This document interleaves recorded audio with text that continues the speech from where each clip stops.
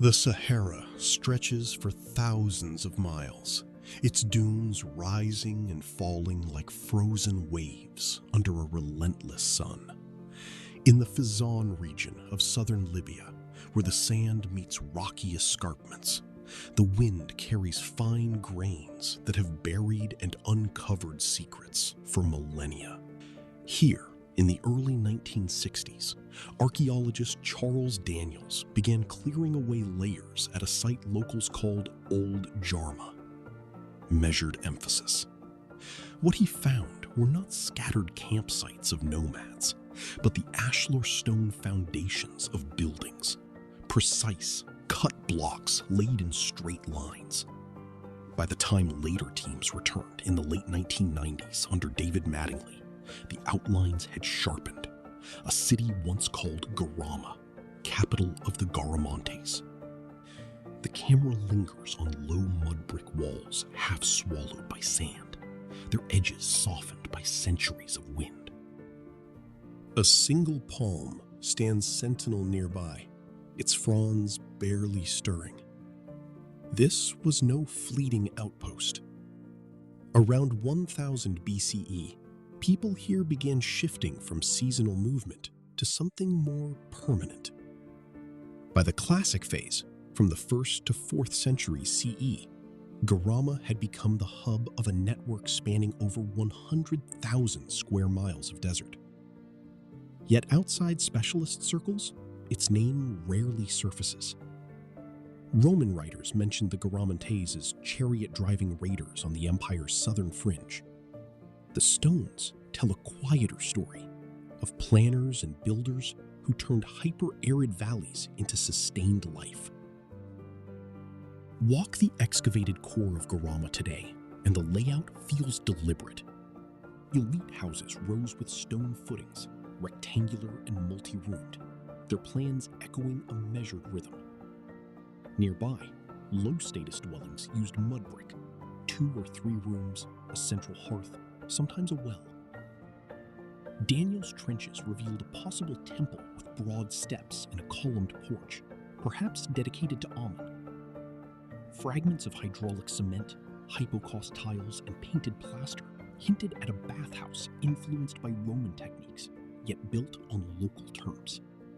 Population estimates, drawn from house densities and surrounding settlements, put about 4,000 people inside Garama's immediate bounds, with another 6,000 in satellite villages within 5 kilometers. Across the wider Wadi al-Ajal, the figure may have reached 50,000. These were not isolated figures pulled from thin air.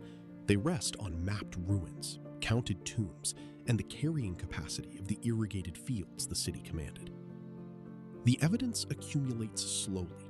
Over 60,000 graves scattered through the region, many in simple cairns, others in stepped mastaba pyramids of mud brick or dressed stone, 10 to 15 feet tall.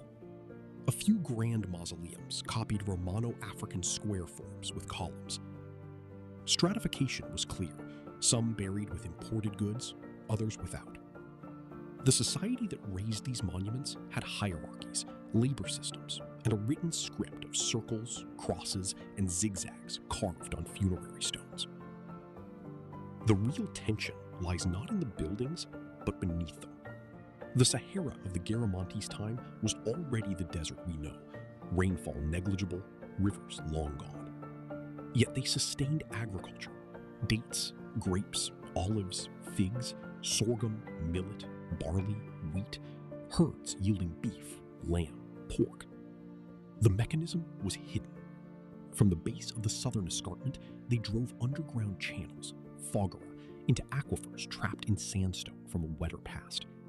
These tunnels, less than 2 feet wide and 5 feet high, ran for miles at a gentle slope, letting gravity carry water to valley floor fields. Archaeologists have traced some 600 of them across the Fezzan, totaling around 750 kilometers of tunnel. Vertical access shafts, roughly 1 every 30 feet, plunge 30 feet on average, some to 130. In all, perhaps 100,000 shafts. The longest channels stretch over 4 miles. Construction required coordinated labor. The water table here had no annual recharge from snowmelt, unlike Persian qanats that inspired the technique via caravan routes. The Garamantes tapped fossil water, ancient reserves that would not refill. For centuries, the system held. Fields turned green, towns expanded. The decision to invest in such an infrastructure, hundreds of miles of hand-dug tunnels through sand, gravel, and rock, speaks to a society that calculated risk and organized people over generations. Transition, trade, and movement tone. Caravans moved along these oases, linking sub-Saharan gold, ivory, salt, and captives to Mediterranean markets. Garamantian workshops turned out iron, bronze, carnelian beads, and amazonite. Roman records note imports of wild animals and natron. Garama itself grew into a trading node. The empire's reach was not conquest alone, but supply lines that fed distant cities. Yet the same water that enabled it carried the seed of decline. By the 4th and 5th century CE, the aquifer dropped below tunnel level. Some shafts were deepened or relocated, but the resource was finite. Settlements contracted. By around 600 CE, the urban core had largely emptied. Later medieval layers, mud brick kasbahs and caravan stops settled over the older stonework. 15 feet of accumulated deposits now seal the classical city beneath today's surface. The dunes have reclaimed much of what was once visible. What remains is documented through patient excavation, radiocarbon dates on charcoal and ceramics, and the patient mapping of shafts long collapsed. No grand catastrophe, no sudden invasion, just the quiet arithmetic of a system that extracted more than the land could renew. In the end, the sand does not erase every trace. It simply waits. What other cities might it still cover, their stones aligned in patterns no one has yet chosen to uncover?